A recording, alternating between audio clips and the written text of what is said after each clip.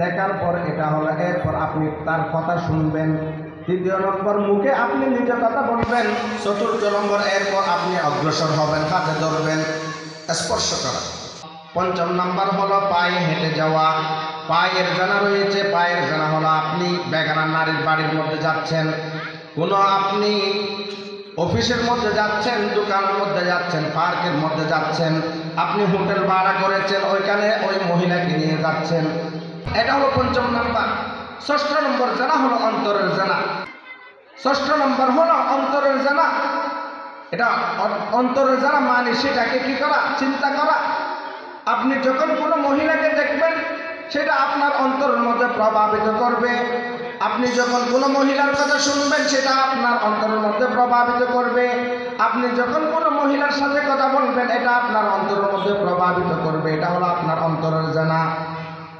যদি যে সমস্ত সমাজের মধ্যে জানার শৈলাভ হয়ে যায়, বেড়ে যায়, তার অনেক পরিণতি, অনেক সাজা রয়েছে। আল্লাহর হাবিব মুহাম্মদুর রাসূলুল্লাহ সাল্লাল্লাহু আলাইহি ওয়াসাল্লাম বলেন, আল্লাহ রাব্বুল আলামিন রাতের যখন 1/3 চলে যায়, আল্লাহ তাআলা শেষ আসমান ইলা সামাই দুনিয়া, যেই আসমান আমরা দেখতে পাচ্ছি 500 বছরের রাস্তা, এই আসমানের মধ্যে এসে ডাকতে, কেউ কি আছো কোন গুনাহ ক্ষমা চাওয়ালা, আমি তার গুনাহ মাফ করে দেব। কেউ কি তোমরা চাওয়ালা আছো আমার কাছে, আমি তাকে দেব। কেউ কি গুনাহ মাফ চাওয়ালা আছো, আমি তোমাকে তোমার গুনাহ মাফ করে দেব।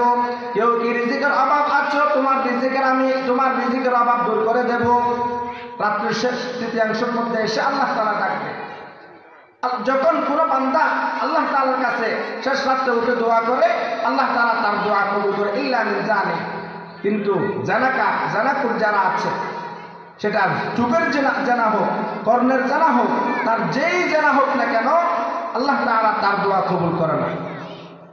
শেষ রাত্রিও তাহাজ্জুদের সময়ের মধ্যেও আল্লাহ তাআলা ওই বেবিচার করনেওয়ালা, ওই কানের গুনাহ জানা করনেওয়ালা, চোখের জানা করনেওয়ালা, এই জবানের জানা করনেওয়ালা, হাতের জানা করনেওয়ালা, পায়ের জানা করনেওয়ালা এবং অন্তরের জানা করনেওয়ালার দোয়া আল্লাহ তাআলা কবুল করে না। দ্বিতীয় নম্বর আরেকটা শাস্তি, যখন কোনো ব্যক্তি জানা করে, ইজা জানানাত, যখন কোনো বান্দা জানার মধ্যে লিপ্ত হয়, সেটা যে জানাই হোক না কেন, নাযাআল্লাহু মিনহুল ঈমান, আল্লাহ রাব্বুল আলামিন তার অন্তর থেকে, আল্লাহ তাআলা ঈমান ছিনিয়ে নেয়। তখন তার অন্তরের মধ্যে, তার শরীরের মধ্যে, তার কলবের মধ্যে ঈমান থাকে না।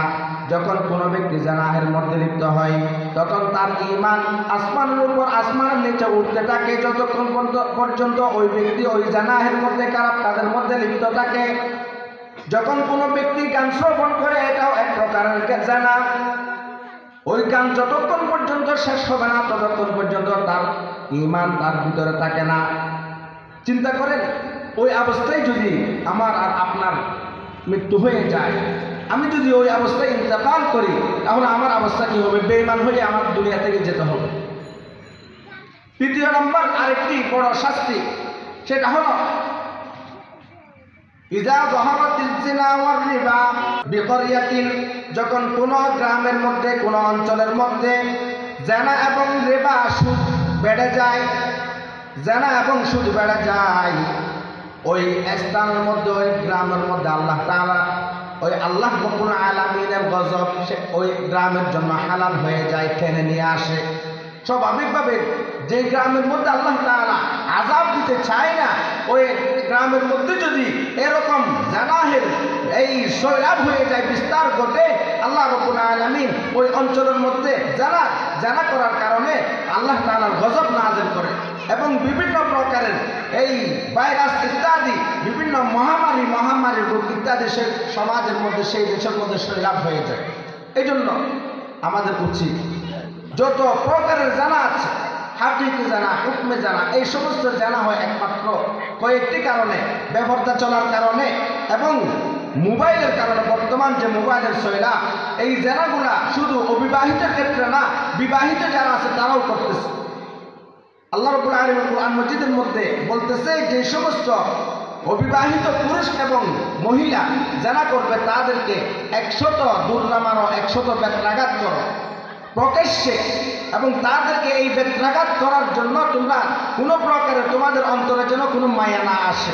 কিন্তু যে সমস্ত বিবাহিতা মহিলা এবং বিবাহিত পুরুষ জানাহর মধ্যে লিপ্ত হয় তাদের বেত্রাঘাত নয়, তাদেরকে পাথর মেরে মেরে একেবারে শেষ করে দাও।